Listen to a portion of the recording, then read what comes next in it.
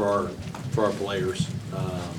Couldn't be happier for Andre and Tanner, for those guys to make those last 2 plays. Tanner in regulation, draw the foul and then make the free throws, and then Andre's big 3. Those guys deserve that. They've given a lot to our team, and I've had a couple situations where it didn't work out that way, but really happy for those guys. I thought this was a good confidence-building win, and against a good team. That team's really talented. They're hard to stop.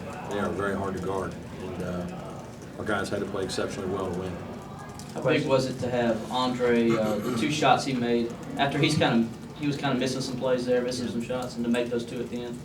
Yeah, sometimes, like maybe the last one, when there's no thought. Sometimes you can be your own worst enemy, especially if you're a kid who's a good kid with a conscience, like Tanner and Andre are. When there's 6 seconds left, or whatever there is on the shot clock, less than that, and it's basically a quick screen-to-screen interaction, and you gotta shoot one. There's no thought to it, and you just kind of let it go, and go back to all the shots you've shot in your life, and he nailed it. And certainly it was a big one, and again, I couldn't be happier for those 2. Seems like all the way around this is a great day for your team with everything that was going on, all the distractions today, but great crowd. And yeah, awesome. Awesome weekend. We had a great event last night with the alumni game and all kinds of former players back, and terrific turnout for the crowd. Appreciate all those people coming out. I know the guys had a great time playing last night, and it was good to see them shooting the ball in Little John. And then we had a really nice luncheon today, honoring the top 25 players of all time. That was really neat to see some of those guys, and to have them in the stands watching our guys compete and win in this environment was awesome, and just really a good weekend for Clemson basketball. I think Andre had a couple shots, I think, of Virginia and Maryland, where he came up and didn't go out for him. Do you, as a coach, have to counsel him or tell him to keep his confidence up, or how do you approach that? Not a lot. He knows that he's going to get opportunities. He wants opportunities, and we're going to go to those guys. And the play before that, at the end of regulation, was kind of an option thing where there's all kinds of things happening. Handoff for Tanner, backside screening for Andre. Tanner can drive and find somebody if he feels like it, and they fouled him before a lot of it could happen. But you're always going to try to run some things that have a couple different options usually. At least with this team, and then try to let those guys make a play. And the crazy thing about coaching is a guy makes a shot like today, and we're winners, and everything feels good, and people are positive, and the coach is good. And when the guy misses the same shot, or the guy at the other end, they force us to knock the ball out of bounds, and then we make a tough shot. The other coach feels bad, and their guys leave, and it's just the ebbs and flows and the emotion of being involved in athletics is really challenging, and that's what makes the wins like this really sweet. But that's what shows the character of the kids on our team. I'm proud of them for us being on that bench a couple times this year. We've been there 3 or 4 times where it hasn't gone our way, and we've done a lot of good things. But then to keep hanging in there and fighting, and just keep fighting and working, and I guess the moral of the story is we need to get to overtime, because we've now won 2 close games in overtime. We just got to get to overtime. Does with the series of events that happened, it looked like just today that the basketball gods were smiling on you because of all the things that kind of led up to you winning this Well, game? you hope so. I hate to think that they haven't been smiling on us all those other times. That's not a very good feeling moving forward.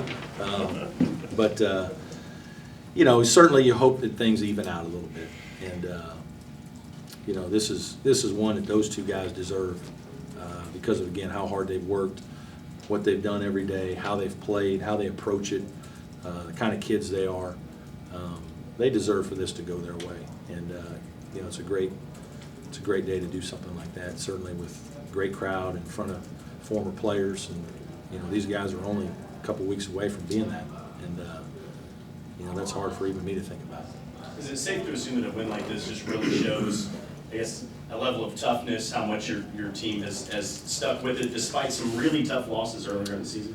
Yeah, I think it does. I think our guys have just kept coming to work every day and to practice, and they've had good attitudes, and they've been good. The older guys have been great role models for the younger guys, and you know, we've come ready to play all the time.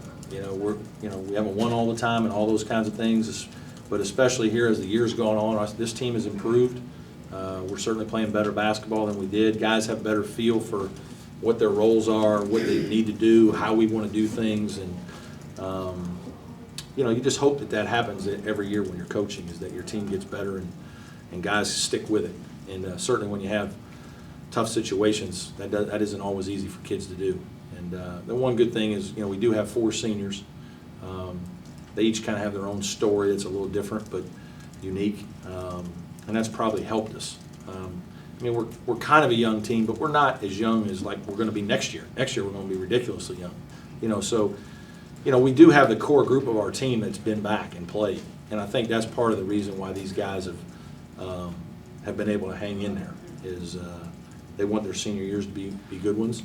You know, the only frustrating thing for us is that it took us a while to really figure out and get comfortable in our roles, and maybe guys get comfortable as being the primary players when they're asked to do these, make these big plays and big shots and do these things, that they're ready and want to do them. Now they've been in the situations more too. Now, you know, when you've been through situations, even if it hasn't worked, you've at least been through it, and you know, hey, coach is calling on me. It's like my turn. I got it, you know.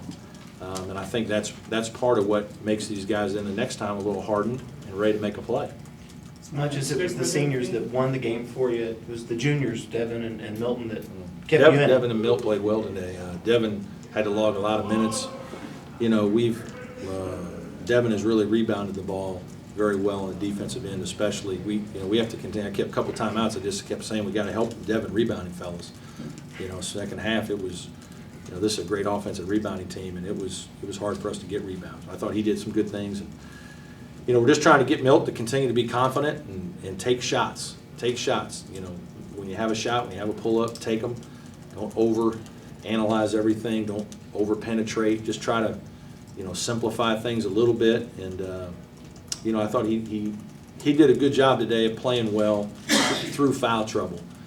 You know, he's been a guy that when things like that happen, he gets called for fouls, he gets in foul trouble. It's hard for him sometimes to keep his emotions in check and relaxed and still go make good plays. He kind of lets things like that bother him and stay with him a long time. And so I think that was good to see today from Milt.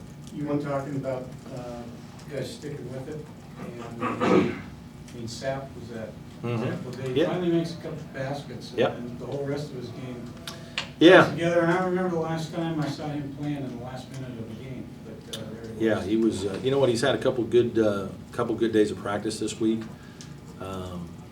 Felt like, you know, he understood maybe defensively a little better in this game plan what we were doing than some of the other guys. You know, it didn't hurt that he made a shot early to give him some confidence. But probably what kept him on the floor a little bit more than some of the other things was he didn't make very many defensive mistakes today. And you know, sometimes in games like this where it's so hard and it's so close that, you know, a defensive error really is troubling. And he did a better job. And so we just kind of went with it and had a good rhythm there and flow. And, you know, he had to stay with it. That was good. I don't know if you remember or not, but the last shot that Young took, there was like 6 seconds left on the shot clock. You said something, Coach Bender jumped off the bench right before you brought it in bounds. You remember what he ran down there and told him? I don't. You hollered at him and he jumped off. Who did I holler at? Coach Bender. I hollered at a lot of people. Anyway, he jumped off the bench and ran down there. Only person I don't holler at is my wife and my mother. I don't let them holler at them. Coach, you mentioned that, you know, maybe the overtime has something to do with it a little bit. Maybe the jacket. Never know. You know, maybe it got in their eyes, their free throws or something. I don't know. Luckily, the jacket's 2-0. Will we see the jacket again this season? I don't know. I doubt it. Okay, guys. Not ready to press my luck.